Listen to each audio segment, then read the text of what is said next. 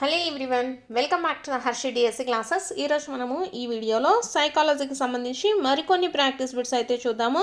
ఇవి వచ్చేసి మనకు రీసెంట్గా జరిగినటువంటి టెట్ ఎగ్జామ్లో అడిగిన క్వశ్చన్స్. సో ప్రతి ఒక్కరు కూడా ప్రాక్టీస్ అయితే చేయండి. ప్రీవియస్ టెట్లో మనకు ఏవైతే క్వశ్చన్లు ఇచ్చారో అన్ని షిఫ్ట్లకు సంబంధించి క్వశ్చన్స్, అలాగే ఆ టాపిక్స్ వచ్చేసి ఫస్ట్ అయితే కవర్ అయితే చేసుకోండి. సో దీంట్లో ప్రిపరేషన్లో భాగంగా సైకాలజీకి సంబంధించి క్వశ్చన్స్ చూద్దాము. ఫస్ట్ది విద్యా హక్కు చట్టం అమలు తేదీ అనేసి అడిగారు. సో ఆర్టీఈ యాక్ట్ 2009 అండి. సో ప్రతి ఒక్కటి కూడా ఎక్స్ప్లెనేషన్ ఉంటుందండి. వీడియో స్టార్టింగ్ నుంచి ఎండ్ వరకు చూడండి. చాలా టాపిక్స్ కూడా కవర్ చేయడం జరుగుతుంది. క్వశ్చన్లతో పాటు టాపిక్స్ కూడా కవర్ అవుతాయి. సో ఆర్టీఈ 2009, సో ఇది మనకు 2009వ సంవత్సరంలో స్టార్ట్ చేసినప్పటికీ ఇది మనకు వచ్చేసి రాజ్యసభ, అలాగే లోక్సభ, రాష్ట్రపతి, గెజిటెడ్గా, అలాగే అమలు ఇవన్నీ చూసుకున్నట్లయితే మనకు అమలు ఎప్పుడు జరిగింది అంటే 1 ఏప్రిల్ 2010 అండి. 1 ఏప్రిల్ 2010 మనకు ఆర్టీఈ యాక్ట్ 2009 అనేది అమలు చేయడం జరిగింది. సో ఆప్షన్ 2 వచ్చేసి కరెక్ట్ అండి. నెక్స్ట్ క్వశ్చన్ చూసుకున్నట్లయితే ఎన్ఈపి 2020కి సంబంధించి ఇచ్చారండి. క్రింది వాణిలో జాతీయ విద్యా విధానం 2020లోని పాఠ్య ప్రణాళిక మరియు బోధన విధాన సంస్కరణలకు సంబంధం లేనిది అడుగుతున్నారండి. సంబంధం లేనిది. సో కింద ఆప్షన్స్ అయితే చూద్దాము. సో చాలా వరకు వచ్చేసి కొన్ని టాపిక్స్ మేము చదవలేదు అనేది క్వశ్చన్లకు ఆన్సర్ చేయకుండా ఉంటారండి. సో చదవకపోయినా పర్లేదు, మీరు కింద ఆప్షన్స్ చదవండి. మీ నాలెడ్జ్కి కొంచెము పదును పెట్టినట్లయితే కొన్ని క్వశ్చన్లకు మనం ఆ టాపిక్స్ చదవకపోయినా ఆన్సర్స్ పెట్టగలిగే విధంగానే ఉంటాయి. ఒకసారి అయితే క్వశ్చన్ అసలు చదవకుండానే లీవ్ చేయకుండా ప్రతి ఒక్కరు క్వశ్చన్ను కూడా చదవండి. అర్థమైతే కరెక్ట్ ఆన్సర్ పెట్టండి, లేదు అంటే మీరు ఏది అనిపిస్తే ఏదో ఒకటి పెట్టండి. సో ఇది ఒక చిన్న టిప్ అండి. కంపల్సరీ ఇప్పుడు జాతీయ విద్యా విధానం 2020 నాకు రాదు, నేను ఈ టాపిక్ చదవలేదు అన్న వాళ్ళు లీవ్ చేయొద్దు, చదవండి, మీకే ఆన్సర్ తెలుస్తుంది. సో ఫస్ట్ ఆప్షన్స్ చూద్దాము. ఫస్ట్ వచ్చేసి సామర్థ్యార్థిత అభ్యాసనానికి ప్రోత్సాహము అనేసి ఇచ్చారు. సో ప్రతి ఒక్క విద్యా విధానంలో కూడా ఎవరి సామర్థ్యానికి సంబంధించి వాళ్ళకి అభ్యాసనాన్ని ప్రోత్సహించడం అనేది జరుగుతుంది, కాబట్టి ఇది మనకు సంబంధం ఉన్నది. నెక్స్ట్ బహుభాషాత్మక కథకు ప్రోత్సాహం ఉంటుంది. సో అంటే మనకు హిందీ కానివ్వండి, ఇంగ్లీష్ కానివ్వండి, అలాగే తెలుగు, ఇలా అన్ని లాంగ్వేజెస్కి సంబంధించి ప్రోత్సాహం అనేది అందించడం జరుగుతుంది. నెక్స్ట్ చూసుకున్నట్లయితే కళలు, క్రీడలు మరియు వృత్తి విద్యలకు ప్రోత్సాహం. సో ఇక్కడ కూడా మనకు స్కూల్స్లలో కళలకు సంబంధించి కానీ క్రీడలు, వృత్తి విద్యలు ఇవన్నీ కూడా ప్రోత్సహించడం అనేది జరుగుతుంది. సో ఇక్కడ మనకు మిగిలిన ఆప్షన్ చూసుకుంటే పాఠ్యాంశాల పరీక్షల సంఖ్యను విస్తృతం చేయడము, అంటే ఎక్కువ ఎగ్జామినేషన్ కండక్ట్ చేయటము అనేది మనకు ఏ జాతీయ విద్యా విధానం కూడా సూచించలేదండి. అవసరమైనటువంటి మేరకే మనకు ఎగ్జామ్స్ అనేది నిర్వహించడం జరుగుతుంది. సో ఇక్కడ మనకేమి ఇచ్చారు, పాఠ్యాంశాల పరీక్షల సంఖ్యను విస్తృతం చేయడం, ఎక్కువ పరీక్షలను పెట్టండి అనేసి ఏది చెప్పలేదు, కాబట్టి ఇది మనకు సంబంధం లేదండి. సో కాబట్టి ఆప్షన్ 3 కరెక్ట్. సో ఇప్పుడు ఈ క్వశ్చన్కి మనము ఈ టాపిక్ అంతా చదివినా చదవకపోయినా కూడా ఆన్సర్ చేయగలము. ఇలాంటి లాజికల్ క్వశ్చన్స్ కూడా ఉంటాయండి. ఒకసారి ప్రతి ఒక్క క్వశ్చన్ని లీవ్ చేయకుండా అన్ని క్వశ్చన్స్కి ఆన్సర్స్ అయితే అటెంప్ట్ చేయండి. సో నెక్స్ట్ క్వశ్చన్ చూద్దాము. దీక్ష యొక్క పూర్తి రూపం అడిగారండి. సో ఇవి మనకు కంపల్సరీగా ఎడ్యుకేషన్ సిస్టంలో ఉండేటటువంటి ఫుల్ ఫామ్స్ అన్నీ చదువుకోవాల్సి ఉంటుంది. సో వీటికి సంబంధించి నేను ఆల్రెడీ వీడియో చేశాను, దాని యొక్క లింక్ కింద డిస్క్రిప్షన్లో ఇస్తాను. మీకు ఇంకా మన విద్యా వ్యవస్థలో ఉండేటటువంటి పథకాలకు సంబంధించి ఫుల్ ఫామ్స్ కావాలంటే ఒకసారి చదువుకోండి. సో దీక్ష ఫుల్ ఫామ్ వచ్చేసి digital infrastructure of knowledge sharing అండి. ప్రతి ఒక్కటి కూడా మనము గుర్తుపెట్టుకొని నేర్చుకోవాలి. ఇక్కడ మనకు అలాంటివే ఉంటాయండి. Digital innovation for school knowledge hub, ఇది కూడా మనకి ఏంటంటే సేమ్ మనకు అదే కన్ఫ్యూజన్ ఉంటుంది. సో ప్రతి ఒక్కరు క్లియర్గా నేర్చుకోండి. దీక్ష యొక్క పూర్తి ఫామ్ వచ్చేసి digital infrastructure of knowledge sharing అండి. ఆప్షన్ 1 వచ్చేసి రైట్ ఆన్సర్. నెక్స్ట్ చూద్దాము. This is not an image format of A file అనేసి ఇచ్చారు. సో మనకు .bmp అనేసి ఇచ్చారండి. సో అంటే బిట్ మ్యాప్ ఇమేజ్ సంబంధించింది. నెక్స్ట్ డాట్ ఎఫ్ఐటి అనేసి ఇచ్చారు, అంటే మనకు ఫ్లెక్సిబుల్ ఇమేజ్ ట్రాన్స్పోర్ట్ సిస్టమ్ అండి, flexible image transport system. Next dot JPEG అంటే జాయింట్ ఫోటోగ్రఫిక్ ఎక్స్పర్ట్స్ గ్రూప్ అనేది మనకు ఫామ్. సో ఇవన్నీ కూడా మనకు ఇమేజ్ ఫైల్ ఫార్మాట్స్ అండి. Dot BMP, dot FITS, dot JPEG అనేది మనకి ఇవన్నీ ఇమేజ్ ఫైల్ ఫార్మాట్స్. ఇక్కడ కానిది వచ్చేసి డాట్ ఎక్స్ఎంటీ అండి. ఎక్స్ఎంటీ అంటే ఎక్స్టెన్షబుల్ మ్యూజిక్ ఫార్మాట్ అండి, ఎక్స్టెన్షబుల్ మ్యూజిక్ ఫార్మాట్ అనమాట.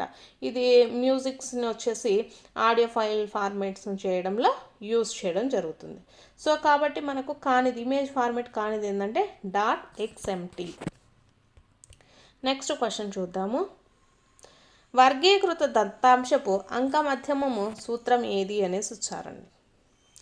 సో కరెక్ట్ ఆన్సర్ వచ్చేసి ఎక్స్ బార్ ఈక్వల్ టు ఇక్కడ మనకు sigma FX by sigma FN. So ఇక్కడ ఎక్స్ బార్ అనేది మనకు దేన్ని చూచేస్తుందండి, అంక మధ్యమాన్ని చూచేస్తుంది. సో ఇక్కడ మనకు ఎక్స్ఎఫ్ఎన్ అనేది ఏంటిది, మొత్తం పౌనఃపున్యాల మొత్తం అండి. ఇక్కడ ఎఫ్ఎక్స్ అంటే ఎఫ్ వచ్చేసి పౌనఃపున్యము, ఎక్స్ వచ్చేసి తరగతి మధ్య విలువను తెలియజేస్తుంది. సో కాబట్టి ఆప్షన్ 1 వచ్చేసి కరెక్ట్ ఆన్సర్. అంక మధ్యమం సూత్రము X bar equal to sigma FX by sigma FN. Next question చూసుకున్నట్లయితే కవలలను అన్నదమ్ములను దాయాదులను పరిశీలించడం ద్వారా ఫ్రీమెన్ వీటి మధ్య సహసంబంధ గుణకం ఉంటుందని తెలిపారు అనేసి ఇచ్చారండి.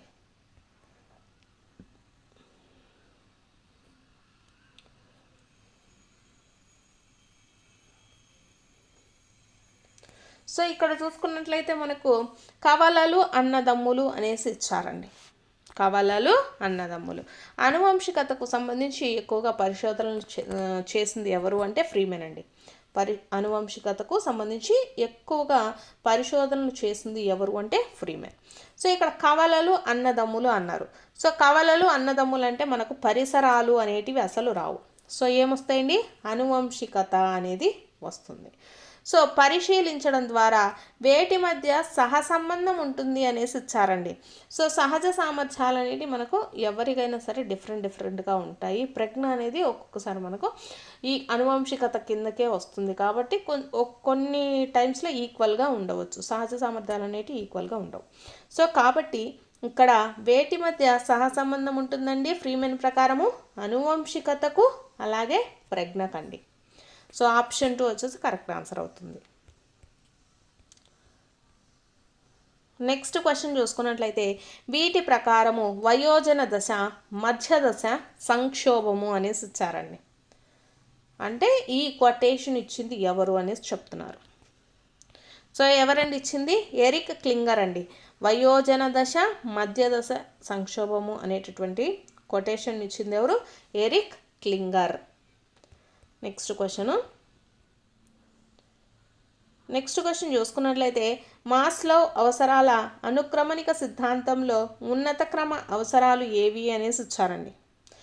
వెరీ ఇంపార్టెంట్ అండి. అబ్రహాం మాస్లోకు సంబంధించి కంపల్సరీ క్వశ్చన్ అనేది ఉంటుంది. సో ఇక్కడ చూసుకున్నట్లయితే అనుక్రమణిక సిద్ధాంతంలో ఉన్నత క్రమ అవసరాలు అనేసి ఇచ్చారండి. ఫస్ట్ మనకు దీంట్లో ప్రాథమిక అవసరాలు అనేటివి ఉన్నాయి. ప్రాథమిక అవసరాలకు సంబంధించి ఏమేమి వస్తాయండి, రక్షణ సంబంధమైనవి అలాగే శారీరక అవసరాలు, ఇవన్నీ కూడా మనకు దేనికి సంబంధమైనవి, ప్రాథమిక అవసరాలకు సంబంధమైనవి, నిమ్న క్రమ అవసరాలు అంటారు. సో ఇక్కడ మనకు ఉన్నత క్రమ అవసరాల గురించి అడిగారు. ఉన్నత క్రమ అవసరాలు అంటే ప్రేమ సంబంధమైనవి, గుర్తింపు సంబంధమైనవి, అలాగే ఆత్మ ప్రస్తావన, ఈ మూడిటికి సంబంధించినవి మనకు ఉన్నత క్రమ అవసరాల కిందకి వస్తాయండి.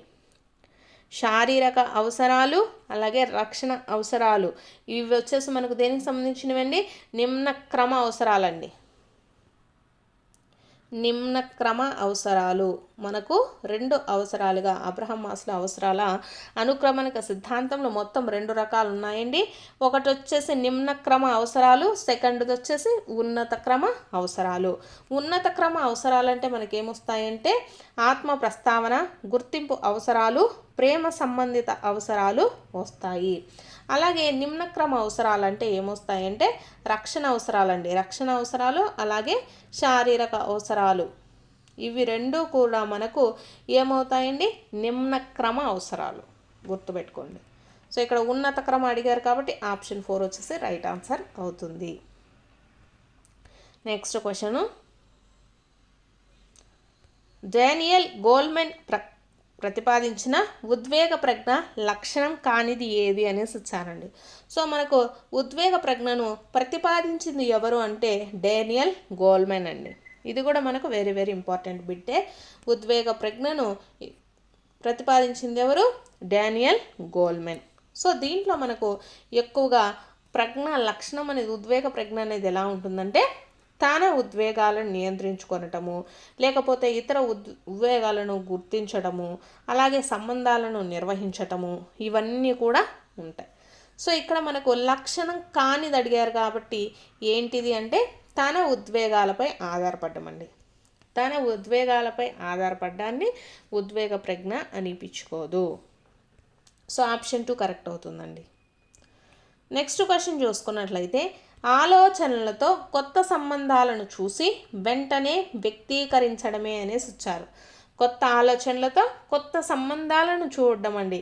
ఏమవుతుంది? అది సృజనాత్మకత కిందకి వస్తుంది. కొత్తగా ఆలోచించడము, కొత్త ఆలోచనలు, ఇవన్నీ దేనికి సంబంధించినవండి? సృజనాత్మకతకు సంబంధించినవి. సో ఆప్షన్ 2 కరెక్ట్ అవుతుంది. నెక్స్ట్, బండూరా ప్రతిపాదించిన సాంఘిక అభ్యాసన సిద్ధాంతంలో ప్రవర్తన వీటి ద్వారా అభ్యసించబడదు అనేసి ఇచ్చారండి.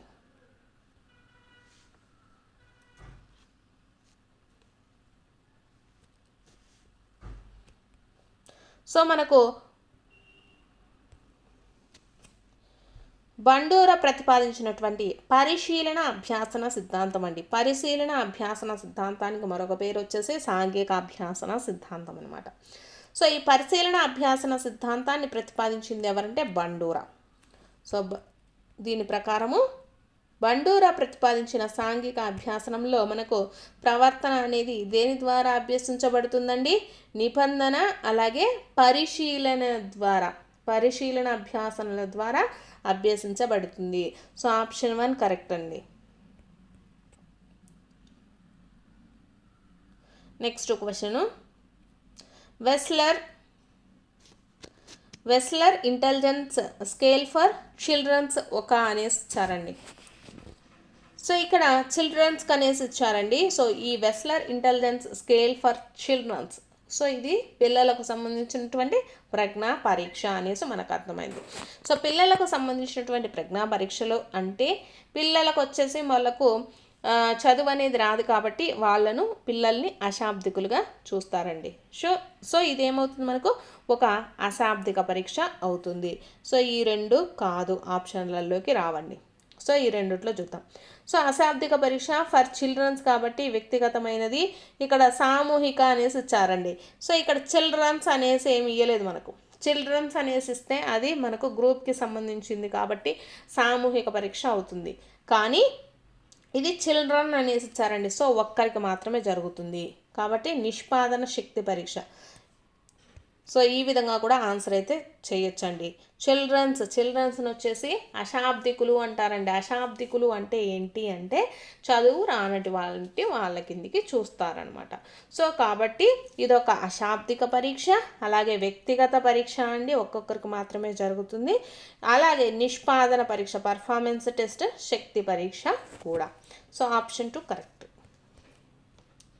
నెక్స్ట్ క్వశ్చన్ చూసుకున్నట్లయితే,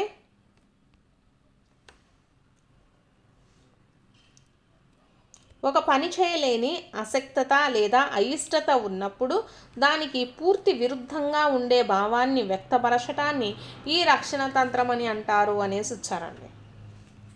సో ఇది మనకు కొత్తగా యాడ్ అయినటువంటిది. సో దాన్ని ఏమంటామండి, పరివర్తనము అంటారండి. ఒక పని చేయలేదు అంటే ఏదైనా ఒక పని చేయడంలో అయిష్టత ఉన్నప్పుడు దానికి విరుద్ధంగా సమాధానాన్ని చెప్పడం లేదా భావాన్ని వ్యక్తపరచడం ఏ రక్షక తంత్రం అవుతుంది, పరివర్తనం కిందికి వస్తుంది. సో మిగిలినటువంటివి మీకు అందరికీ తెలిసినవేనండి.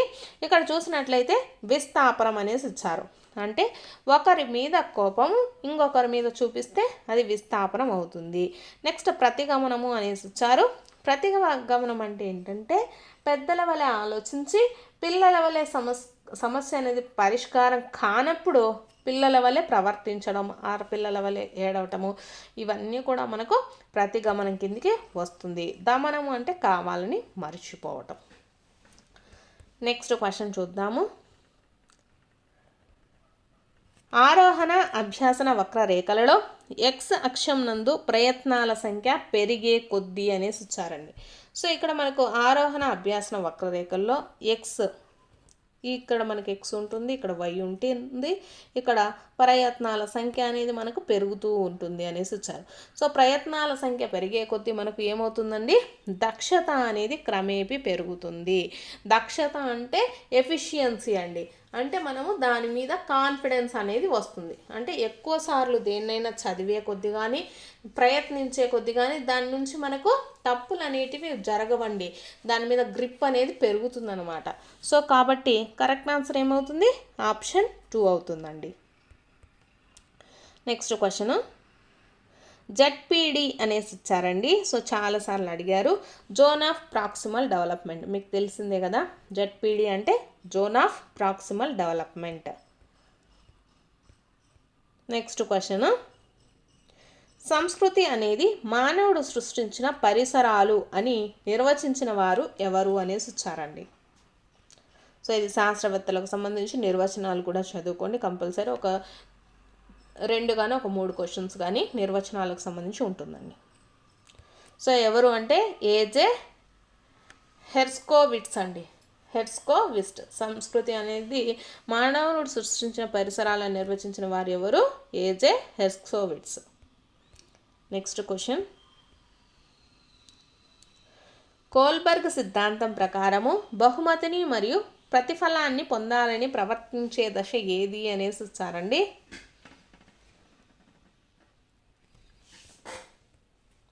సో ఇక్కడ చూసుకున్నట్లయితే మనకి ఇది కొంచెం కొత్తగా ఇచ్చారండి క్వశ్చన్. అంటే డైరెక్ట్గా ఇవ్వకుండా మనకు మ్యాటర్ని బట్టి ఇవ్వడం జరిగింది. ఇక్కడ చూసుకున్నట్లయితే బహుమతిని మరియు ప్రతిఫలాన్ని పొందాలని ప్రవర్తించే దశను ఏమంటామండి, స్వీయ అభిరుచి ధోరణి అంటామండి. స్వీయ అభిరుచి ధోరణి. సో ఇది మనకు దేంట్లో ఉంటుంది, బహుమానము సహజ సంతోషం అంటాం కదా, సహజ సంతోషము. సహజ సంతోషాన్ని వీళ్ళు ఏమని రాశారు, స్వీయ అభిరుచి అనేసి రాశారండి. సో కొంచెం డిఫరెంట్గా పదాలను మార్చి ఇవ్వడం జరిగింది. సో మనకి ఇది ఉండేటటువంటి కోల్బర్గ్ నైతిక వికాసంలో పూర్వ సాంప్రదాయిక స్థాయి, సాంప్రదాయిక స్థాయి, ఉత్తర సాంప్రదాయిక స్థాయి ఉన్నాయి కదా. సో వాటికి సంబంధించిందేనండి.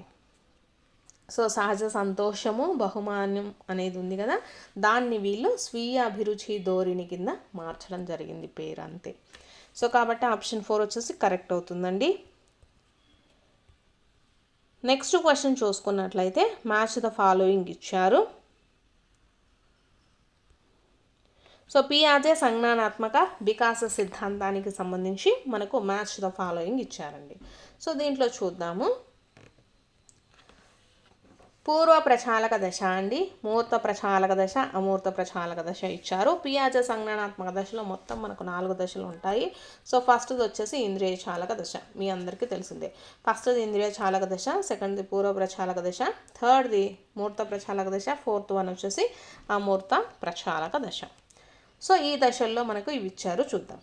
సో పూర్వ ప్రచాలక దశలో మనకు ఏకమితి భావన ఉంటుందండి. ఏకమితి భావన, ఏదైనా ఒక వస్తువుకు సంబంధించి ఒక విధంగానే ఆలోచించడం ఉంటుంది. నెక్స్ట్ చూసుకున్నట్లయితే మూర్త ప్రచాలక దశ అండి. మూర్త ప్రచాలక దశలో పదిలపరుచుకునే దశ ఉంటుంది.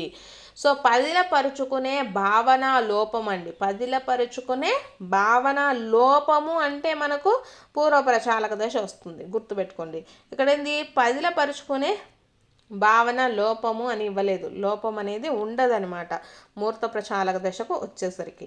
ఒకసారికి 2 సార్లు చూసుకొని నీట్గా.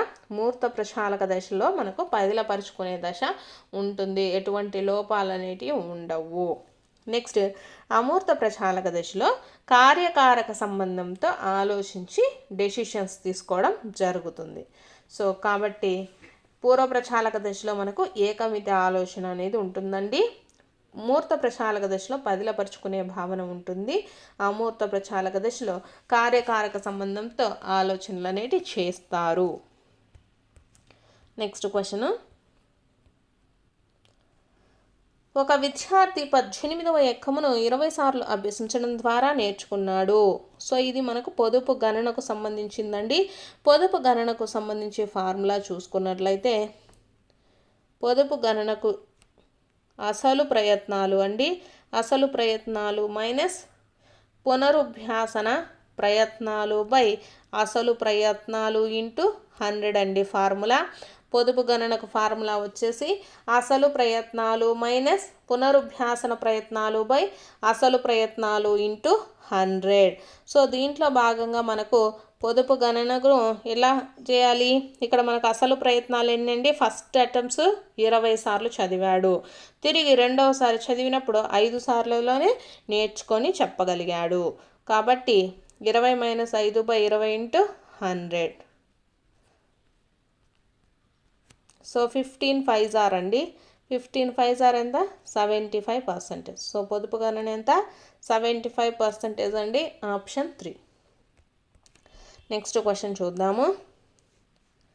ఇక్కడ చూసుకుంటే మనకు సైకాలజీ టర్మ్స్కి సంబంధించి లాంగ్వేజెస్ గురించి ఇవ్వడం జరిగింది. ఒకసారి చూద్దాము. ఇక్కడ జైగార్నిక్ అలాగే ఎమోవీర్, డిస్లెక్సియా, డెజావు అనేసి ఇచ్చారు. ఇది కూడా వెరీ ఇంపార్టెంట్ అండి, కంపల్సరీగా చదువుకోండి. సో జైగార్నిక్ అనేది మనకు రష్యన్ అండి. జైగార్నిక్ వచ్చేసి మనకు రష్యన్. నెక్స్ట్ చూసుకున్నట్లయితే ఎమోవీర్ అనేది లాటిన్ అండి. ఎమోవీర్ అనేది లాటిన్. డిస్లెక్సియా అనేది గ్రీక్ అండి. లెక్సియా అనేది గ్రీక్. డెజావు అనేది ఫ్రాన్స్. సో ఇది అండి. సో ఇక్కడ మనకు లాంగ్వేజెస్ పదాలు కూడా ఇంపార్టెంట్, నేర్చుకోండి. వీటికి సంబంధించి నేను ఇంకా ఎక్స్ట్రా ఇన్ఫర్మేషన్ ఫర్దర్ వీడియోస్లో అయితే ఇవ్వడం జరుగుతుంది. సో వీడియోలు వచ్చేసి స్టార్టింగ్ నుంచి ఎండ్ వరకు చూడండి. మీకు నచ్చితే కంపల్సరీ లైక్ అయితే చేయండి. సో ఇక్కడ చూసుకుంటే జైగార్నిక్ అనేది మనకు ఏ వర్డ్ అండి? రష్యన్ వర్డ్ అండి. నెక్స్ట్ ఎమోవీర్ అనేది లాటిన్, డిస్లెక్సియా అనేది గ్రీక్ పదము, డెజావు అనేది ఫ్రాన్స్. సో ఇవి మనకు సైకాలజీకి సంబంధించి మోస్ట్ ఇంపార్టెంట్ ప్రీవియస్ బిట్స్ అండి. మీకు కనుక వీడియో నచ్చితే తప్పకుండా లైక్ చేయండి, అలాగే సబ్స్క్రైబ్ కూడా చేసుకోండి.